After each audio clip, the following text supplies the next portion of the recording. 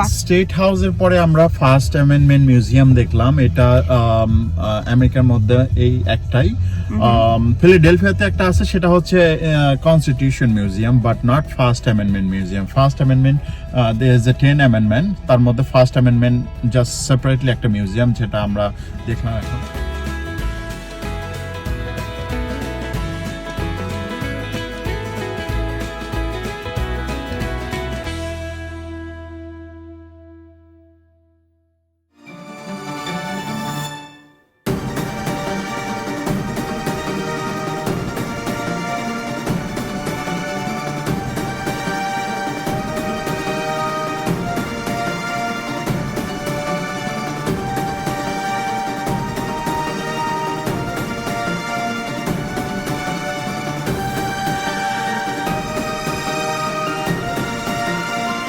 Hello, how are you? Hi, how's it going? Good. Get some jungles. We just want to get that food, that's all. Yeah, come on in. So we Oh, just sure. get- Yeah, come on in. Petition. Yep. Oh, nice. Very good. Hello. How you doing? Good, how are you? Good. So, welcome to the First Amendment Museum. My name is Max. Our regular tour guide actually called out sick today. Okay. I can sub in for a little bit and give you guys sort of a look around. I see. You're probably wondering, what is this place and why does it look like this? That's a great question. We're located in a historic home built in 1911. Okay. So about 110 years Counting old. any of the 5 freedoms found in the First Amendment. And of those who could name any of some of the 5 freedoms, 64% could name freedom of speech. That's the famous one everybody will shout at you in your life. It drops off pretty heavily after that. Less than 30% of Americans can name freedom of religion. Freedom of expression. Close. Freedom of press. Press. Freedom of assembly. Assembly, And last but not least, less than 4% of Americans can remember freedom of petition. Again, Second Amendment, that's a different museum. But here it is, the 45 words of the First Amendment. Okay. The Constitution. Okay. I don't know, he's only 4, so I don't know how much of this you'll be able to digest. But the Constitution is just the laws of our country. An amendment is a change or an addition to the Constitution. There are 27 amendments today, this being the first one. I see. So, 5 freedoms. Congress shall make no law respecting an establishment of religion or prohibiting the free exercise thereof. So, freedom of religion. You have the freedom to choose your own religion and the freedom to found your own religion, and you have the freedom from religion, and the government can't restrict you within bounds. There are certain ways they can restrict you, but not, you're supposed to have some sort of freedom of religion, and there's supposed to be no state religion in the United States. So now that you have freedom of religion, you want to have freedom of speech, or abridging the freedom of speech. Okay. Speech is a lot more than just talking. It's clothes. Like I see you're communicating with me by wearing the Patriots hoodie. I tell you're a fan. Yeah. It's the clothes you wear. It's signs. It's music. It's art. It's literature. Quick question. Sure. For interruption. Oh, we'll talk about him. Okay. Yeah. Okay. And then, or of the press. We'll talk more about freedom of the press in a little bit. Or the right of the people peaceably to assemble. So the freedom to get together. To have a protest, rally, political march, to start an organization, to start a club, to go hang out with your friends, and to petition the government for redress of grievances. This one's very interesting, so we'll come back to that one later. All of this was written by this guy, Okay. James Madison, our 4th president, founding father. They all look alike. They've all got the wigs and the stern faces, and so they're very confusing, but this is our 4th president. He's from Virginia, right? He's from Virginia. The first 5 presidents are all from Virginia. Except for John Adams, who's the second president. Okay. So, makes it easy to remember. Yep. What he wrote enabled all these people to do what they do and did. All of these people represent different First Amendment controversies that our country is currently facing right now. You asked about this guy. Do you recognize him? Yeah. So this is Edward Snowden. Snowden. Yeah, he snuck out all of the highly classified information from the NSA, the National Security Agency. Yeah. And he did it through a Rubik's Cube, which is sort of interesting. But, so obviously some people consider, he's a whistleblower, right? Yeah, exactly. He's like leaking. A couple of years ago, yeah. Maybe like 10 years ago, Yeah, 15 years even yeah. at this point. But, it was 2013, so I guess it was only 9 years ago. Yeah. But, so is he a hero or is he a villain? I don't know. That's the question, right? It depends. Depends on who you ask. Maybe both. I don't know. So all of these people are sort of like that. They all are, represent these different First Amendment controversies. I have a second question. Sure. Is there any other First Amendment Museum across the country, or this is the only? No, there's a Constitution Center in Philadelphia, but they talk about the entire Constitution. Oh, that's in Philly. Yeah. Yeah. And then there used to be the Newseum, but that's no longer around. That closed. So That we was can in DC. consider this is the first and only First Amendment. Yeah, and so like people from around the world will like reach out to us for stuff and like want stuff. Like we work with a group of activists from Hong Kong and stuff because like we're the only like freedom of speech and freedom of press museum around. Exactly. So I'm like, I don't think they realize what this place is, but like like they reach out to us. Well, we'll come over this way. So this is our sun porch. Again, it looked a lot different back in the day. It used to be all glass with these beautiful columns in between. Again, the state turned it into what it is today. Okay. Since this is your first time in Augusta, I'll introduce you to our neighbors. Okay. On the other side of that hedge is the governor's mansion. Okay. So it's called the Blaine House in Maine, named after James G. Blaine, who's a former governor of Maine. I see. He was the first person to live in that house. So that's where the governor of Maine lives. Okay. Across the street from that is the Maine State Capitol, where the Maine State Legislature meets. Okay. And the Maine Supreme Court is actually not in Augusta. It's in Portland. Oh, Portland. So we have like two-thirds we're like two-thirds the capital of Maine, or the last branch of our government's down in Portland. But you can see a cross-section of the original porch right there. I see. Okay.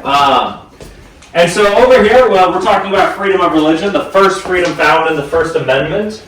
The reason it's the first freedom found in the First Amendment is because it essentially protects your right to think, to have a philosophy, to have a sense of morality, to have a worldview. All of these things are super important. Everyone thinks of freedom of speech, but if you don't have the freedom to think, then freedom of speech is pretty irrelevant. I see. That's why people came from England to Yeah. the Mayflower, right? I mean, exactly. Yeah, the Puritans are an example of that, right? Yeah. And so because of the First Amendment, we have an incredibly diverse religious landscape here in the United States. Basically, every world religion is represented. This ranks them from largest to smallest. I see. It's a bar graph, and then this is a word cloud that the bigger the word, the larger the religion is in the United States. Okay. Christianity is overwhelmingly the largest. We're a very religious nation, especially for a Western nation. Like 60 to 70, maybe even larger than that, percent of Americans are religious. Yeah. We're actually in one of the least religious states in the United States, Maine. Maine, I think, is like one of the top 3 least religious states. I see. And that's also protected by freedom of religion, the freedom from religion. And of course, if you want to found your own religion, that's protected too. Yeah. Mormonism, Seventh-day Adventism, Atheism. Jehovah's Witnesses, these are all religions founded in the United States. Unfortunately, we have a history of religious intolerance as well. These are all examples throughout American history of things that have been accused of being religious intolerance. A lot of people disagree or say, oh no, that's not really religious intolerance, or something else. So we'll head in here. So this is our old dining room. Again, none of the furniture in here is original. It kind of gives you a sense of what this room was like. You can't see the original walls in here, which is pretty cool. Okay. And in this room, we're talking about activism and what an activist is. We like to define an activist as someone who uses their 5 freedoms to fight for or against a different cause, movement, ideology. Okay. In the United States or around the world, there's one activist we like in particular, and that's Anne Gannett, the woman that lived in this house. She was a suffragette. I see. A suffragette is a man or a woman who fought to give women the right to vote. Women got the right to vote in 1920, 101 years ago, 102 years ago now. They used their 5 freedoms. The women's rights movement was founded in Seneca Falls, New York, a town in upstate New York. And there at the Seneca Falls Convention, 300 men and women used their freedom of assembly to gather in a church, freedom of religion, to give speeches, to write a petition, the Declaration of Rights and Sentiments, and then they published it in the newspapers the next day. So boom, they used all 5 of their freedoms to launch the women's rights movement. Like I said, it continued to 1920 until the passage of the 19th Amendment, which gave women the right to vote. So if that happened in 1920, that means the women can go for election later on. Yeah, so it's kind of... that started. Yeah, so before 1920, it was a state-by-state basis. Okay. So like if you were a woman in a certain state, you could vote in certain elections and you could run for office in certain places. I see. Most of it was out west because they had less population and they wanted a way to increase their representation, so they gave women the right to vote as a way of increasing their representatives in Congress. But it wasn't until 1920 when it became like a national amendment in the federal constitution that applied to all 50 states. Got it. And the way an amendment process works is 3/4 of the states are needed to add an amendment to the Constitution. That's like 38 states today. But back then it was less because there were less states. There was only 48 states back then. And not every state ratified the 19th Amendment, but if 3/4 of the states ratify it, then the other states, well, tough, you know. So yeah, we have 27 today. So we've added more since 1920. And Maine was part of Massachusetts, right? Yeah, up until 1820. So by this point, Maine had long been, for 100 years, had been its own state. Right. But before 1820, Maine was part of Massachusetts, and then they split it up when they wanted to add Missouri as a state. But Missouri was going to come in as a slave state, so they wanted extra free states, so they broke up. Yeah, so we'll head upstairs. Yeah. So as we're going up the stairs, you can see closer portraits of the two that lived in this house. Anne and Guy, she's the one we just mentioned, who was a suffragette. Believe it or not, the historic integrity does lower as we go upstairs. You'll see definitely a noticeable change. So we head upstairs, it gets worse. But again, we'll talk about this, you'll also see part of our renovation going on in here.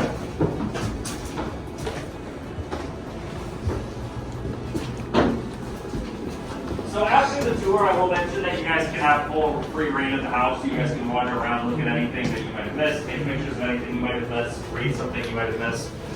In this room, we're talking about two things. Okay. On this side, we're talking about the Supreme Court. Because the First Amendment is part of the Constitution and therefore already the laws of our country. Yep. The main branch of our government that interacts with it is the Supreme Court. Okay. Whenever we have questions about the law or what the law means, including the First Amendment, we're supposed to take it to the court system. And when we have really hard questions about what the law means, what the law is, we take it to the Supreme Court, the highest court in our country. Yep. They take less than 1% of the cases brought to them, so they're supposed to take the toughest constitutional questions brought. And there's only 9 Supreme Court justices. Okay. They're always in the news. A very controversial branch of our government, especially today. Yep. And they vote on different First Amendment questions. So what you'll read here is you can read the facts of a real First Amendment case, the question being brought, and then you can grab a pen and vote how you would vote if you were on the Supreme Court, and then underneath you'll see what the court actually said. I see. So you can see it's kind of tough being on the Supreme Court. Some of these questions are kind of tricky. So over here, we have some stuff about censorship, and how can we have censorship with such strong protections on free expression in a country like the United States? Well, we actually have a lot of censorship in the United States. Most of it privately done. Music, for the most part. These are all, kind of private censorship. But there's also some examples of some like overt government. Yep. I don't know if you've ever heard of the FCC. Yeah, I've heard about it. Communications Commission. They can dictate what can and can't be played on the radio, for example, or what goes on public television. Movies are a great example of a self-censoring industry. So, when he tries to go see a rated R movie by himself, the theater's probably going to turn him away and say, you're not 18. 18, correct. That's not a federal law or a state law.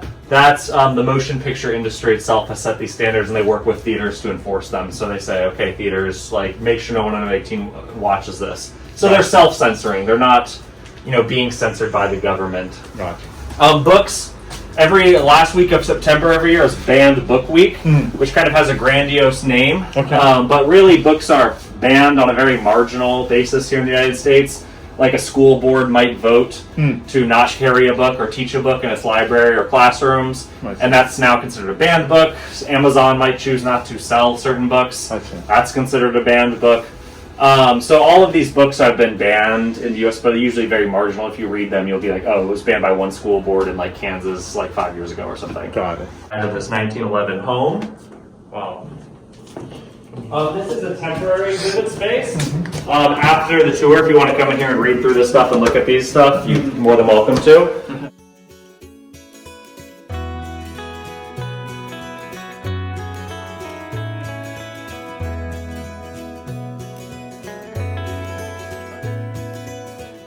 Say anything, it's meant to be meaningless, but This banner actually does have a very interesting First Amendment story. It was created by a bunch of high school students in Alaska in 2002, as you can tell. Wow. This guy was their leader, Joseph Frederick. He didn't like his new principal, and he wanted a way to test her and prank her, I guess. So in 2002, the Olympic torch relay was running through Juneau, Alaska, and the school kids were allowed to go watch it. It was sort of like a mini field trip. Yep. There were teachers supervising. And right when the Olympic torch runner was going by, they unfurled this banner right when the cameras were recording it. Obviously, it says something offensive. It's meant to just be like inflammatory. Sometimes people ask like what it means. It doesn't mean anything. It's just meant to be like offensive. And so his principal saw it, Deborah Morse. She was very upset. She ran over. All the other students fled except for him. And she crumpled up the banner and suspended him for 2 days. Wow. He quoted Thomas Jefferson at her and said, "Speech limited is speech lost." Very high school thing to do. She doubled his suspension. He got suspended for a school week. Wow. He sued with the help of the American Civil Liberties Union, saying his free speech had been violated since he was technically off campus. It was like a mini field trip. Yep. So what are the free speech rights of students off campus during a field trip? The courts wrestled this question back and forth until 2007, when the Supreme Court ruled in her favor, saying that she did not violate his free speech rights because the school has a right to prohibit students from displaying messages that promote illegal drug use. So that answered that question. You can read some more about cases that involve the free speech rights of students. This is the original banner. It's about 20 years old now, and it was donated to us about a year ago. Wow. And this is the Yeah, so that's marijuana legalization, like the status of when we made it, we tried to like connect it to like drug, laws in the United States, but a lot of the stuff is coming down pretty soon. So it's just not fully illegal. 1, 2, 3, 4, 5, 6. So fully illegal. Yeah, so it's fully illegal in these states. It's fully legal in the dark green states. Got it. I think. Head over this way. We're in the process of switching out these lights, so it's a little dark in here.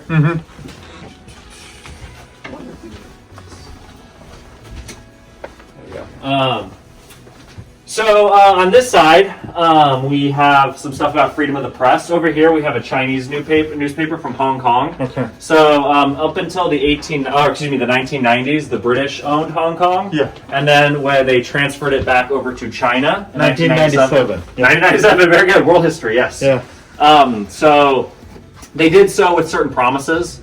One being that Hong Kongers got these special privileges and rights, including their own Bill of Rights. The first bill of the Hong Kong Bill of Rights, the first article was freedom of speech, freedom of religion, freedom of the press, freedom of assembly, our First Amendment. Unfortunately, the Chinese Communist Party is a one-party dictatorship where you can do whatever you want. Exactly. And so they've just slowly been eroding these freedoms, slowly as in like the past 15 years. Recently they passed a new national security law which made it illegal to criticize the government.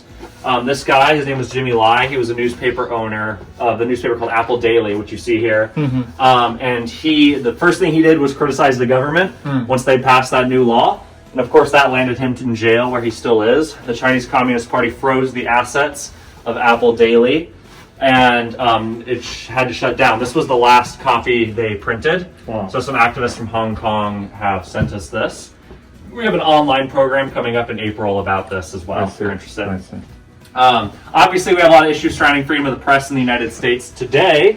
Misinformation, disinformation, fake news, echo chambers, algorithms, social media, the death of local journalism, big money, big media, media bias. We can talk all day about the issues surrounding freedom of the press. Exactly. This is doesn't even come close to doing it justice, but you can kind of see a media bias. According to this website, some of it's, I don't know if I agree with it all, but it's interesting how allsides.com has ranked these. And of course, we got some old. This makes the freedom of the press look like it did 100 years ago. It's obviously a lot different now with the internet, but you can see some old school typewriters from the Portland Press Herald. And those are 19... I don't know the years. I think there are various, I think this one's newer than this one. I see. And I think this thing's from the 70s. It's an old voice recorder thing. Yep. But they're all from the Portland Press Herald. Wow. So they were used. Now over here, we're talking about freedom of petition, and you might enjoy this. Freedom of petition is the least remembered, and I think part of it is because of the name. When people think of freedom of petition, they think it's literally the freedom to sign petitions and write petitions. Like even this kind of like shows a petition. And that's true, that is protected under freedom of petition.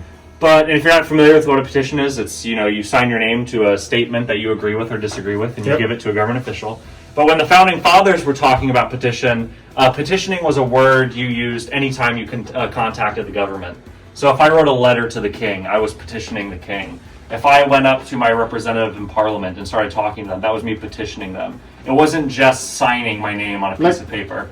Recently, the guy, the truck driver, he got a jail for 110 years. Oh, really? Was this in Canada or the U.S.? No, U.S. Oh, wow, okay. In Colorado. And then people write the petition from across the country, and then they reduce his jail time. Yeah. So I'm just giving the one. Sure, yeah, exactly. So that's like, you literally can petition, but also like freedom of petition protects your right to send an email to your representative, to show up at their office, to send a letter to them, to show up at your school board meeting, to show up at your town hall meeting and talk, to have a protest outside the state capitol or the county courthouse or whatever. That's all protected under freedom of petition. It's not just freedom to petition. This was made before any of us were hired. It's a petition machine that shows how petitions work. I don't know how much educational value it has, but he can put the rag in the hole here if he wants to watch it fly. This represents a petition, so you can take it and put it in here. You really got to jam it in there though, so be careful. It's not dangerous or anything, it just takes a lot of work to shove it in there. Air is flowing through it. Yeah, see, it's pretty annoying. Yeah, it's cool. Oh, oops. So there it goes, you watch the petition fly. And then you want to pull on this. You want to pull this out.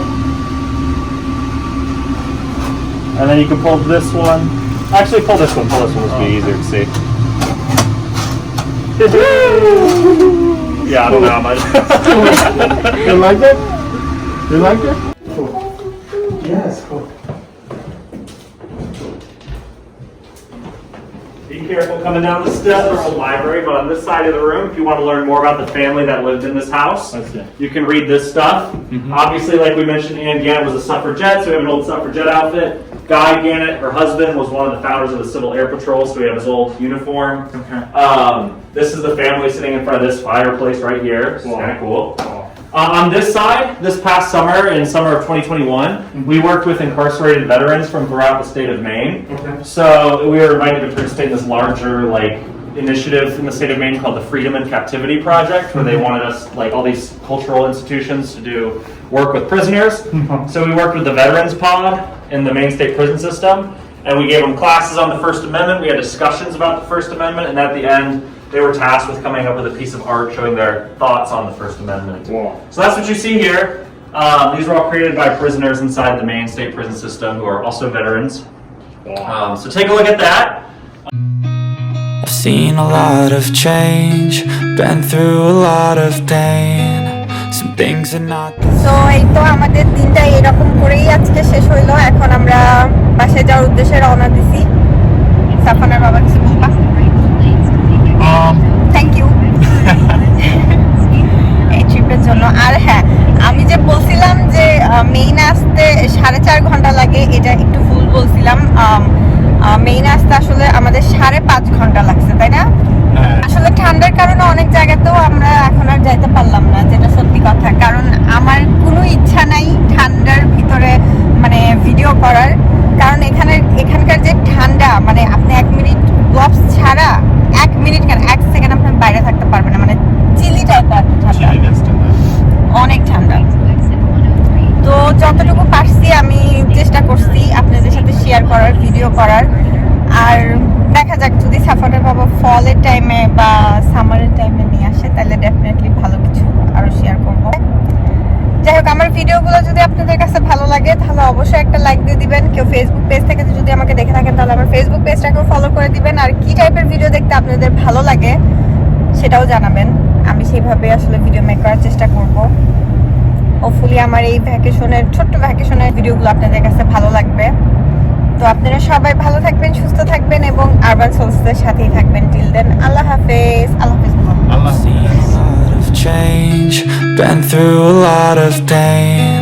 Some things are not the same as they were a year ago, but all will be okay. I move on each and every day.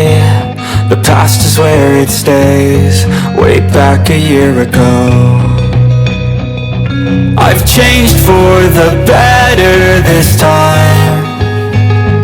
I thought I would never be fine. I strive just to say I'm alright, and for the first time in a long time I'm alright. I've seen a lot of change, been through a lot of pain. Some things are not the same as they were a year ago, but all will be okay. I move on each and every day. The past is where it stays, way back a year ago.